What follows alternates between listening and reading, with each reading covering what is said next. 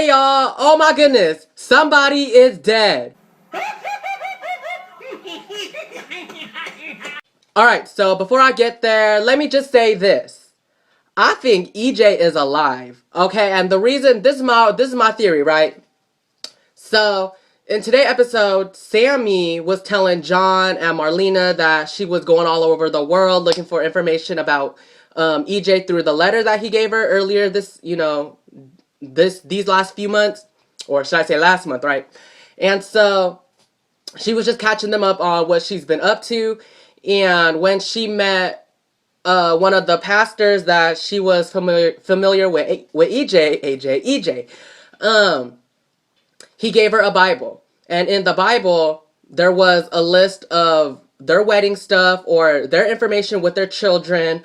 And in one of the pages, it said something like, I will see you again and your heart is going to race or your heart is going to throb or something like that. And I was like, ooh, homeboy is alive somewhere. So for me, I'm just like, ooh, this might be another reunion, y'all. And going back to what I said last video about how Steve and Kayla were at the hospital about their son Joey because he had an overdose on drugs or something like that when he drank a soda. Apparently, Steve was just telling Kayla about how back in the day he was trying to work with somebody or whatever like that, and they were just discussing the letter. So I'm gonna just keep it real. I wasn't really too focused on the other dramas except what I'm gonna talk about next. Well, in a bit, but sorry y'all. I'm a little over emotional right now what just went down today, but other stories was Ben finally revealed to Abigail why he killed everybody, about how he wasn't jealous of Chad, he wasn't hating, he was just in love, and he was obsessive, and he's motherfucking crazy, y'all. Can y'all understand the shenanigans that I just witnessed?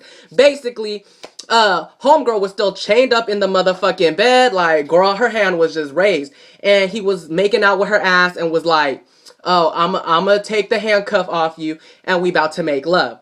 And I'm like, really?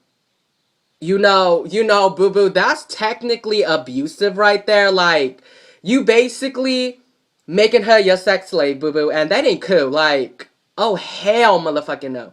And I felt for Abigail because she was playing along with it. Like, they was making out, they was, getting the kinky on, they was doing the nasty, about to do the nasty, may I add. And that's when she found a sharp-ass object right behind him when they was making out. And she kept reaching for it. He kept pulling back. Like, he kept pulling her back. And then he was telling her, tell me you love me. And then she said, yeah, I love you. And that's when they both got up and he was like, you a damn straight liar. And then cliffhanger. And I was like, fuck. We can't see what's going to happen until maybe later on this week. So, yeah.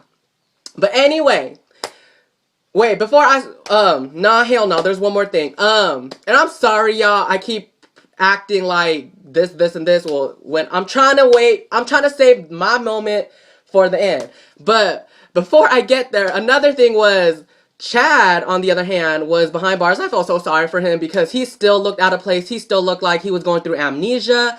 And the police officers that was guarding his ass was being rude as well. They was like, you not getting out of here, lights out. And I was like, he innocent. Until the ending when they was like, yeah, Chad, you innocent. You about to get, go home. And Stefano and Andre had a conversation about how, and this is leading up to it, about how Chad was gonna get free because Aiden is supposedly supposed to kill Hope and blah, blah, blah, and blah, blah.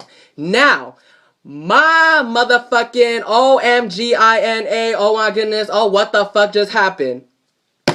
Bo saves Hope's life, y'all. What? Bo saves Hope.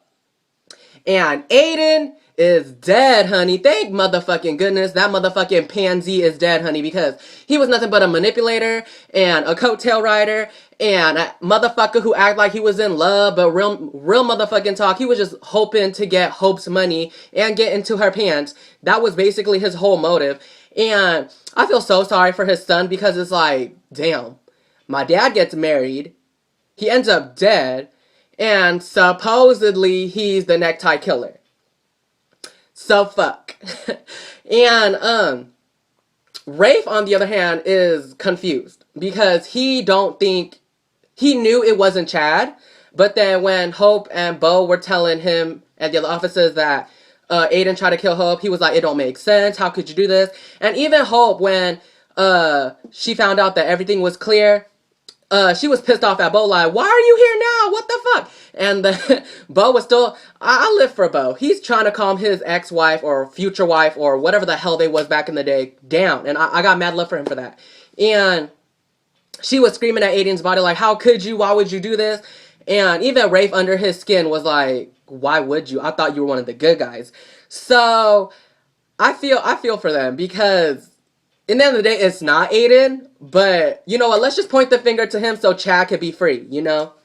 And it's just amazing how, like, Bo knew what house to go to. Like, how do they know they wasn't at, you know, Aiden's old place when they was having sex or doing their, you know, honeymoon shit, you know? And that was Hope's house, right? When Bo broke in, right? Can y'all just let me know in the comments? But yeah, I'm just surprised that Hope ended up going back to her place instead of Aiden's. Because what if Bo went to her place and they wasn't home and Aiden, or what did I say? Bo? Yeah, what if Bo went to Aiden's place and they wasn't home, but then Aiden still killed Hope? Like, what if that was the writer's shenanigan, you know?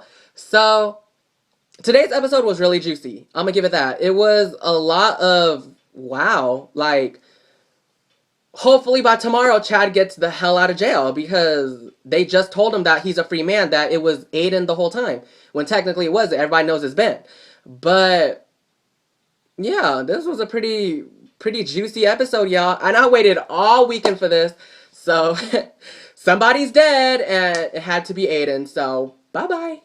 And I forgot to mention this, but that brawl between Aiden and Bo was sickening, honey. There was tables being thrown. There was glass breaking. There were punches. I swear I thought I was looking at a Bad Girls Club moment, honey. That was just, oh my goodness. And I apologize because I actually took down my 50th anniversary tribute video because I got busted for music copywriting. So I'm actually going to edit it and then put it back up later. But that's why y'all can't see it right now, because when I have a copyright issue, I take it down, then I edit it, and then I just put it back on. But yeah, today's episode was really good. And let me know in the comments how y'all feel about today's episode, because thank goodness Bo was there to rescue Hope. Otherwise, who knows, she could have been the next victim. And like, I'm glad Chad is finally out the clear, because this whole past 2 months, he's just been nothing but, you know, the scapegoat, and I felt bad for him. And it's just funny as a fan, like, that earlier this year, I did not give two shits about Chad because he was hating on Ben. He was, you know, stealing money. He was doing this. He was doing that. He wasn't really helping Sonny out with the club. And, you know, now that we're in November, it's like, girl, you pulled a 180 on that motherfucker and you on Team Chad now. So, great. So, I just want to say thanks for watching. Give me that thumbs up and don't forget to subscribe. And leave me comments again on how you guys feel about what's going on now. How y'all feel about Aiden being dead. Are y'all happy with the writers killing him off or not? So, I will talk to you guys later. And yes, I am happy that he's dead because he's nothing but a motherfucking manipulator. So, bye, bitch. And I will see you guys later. So,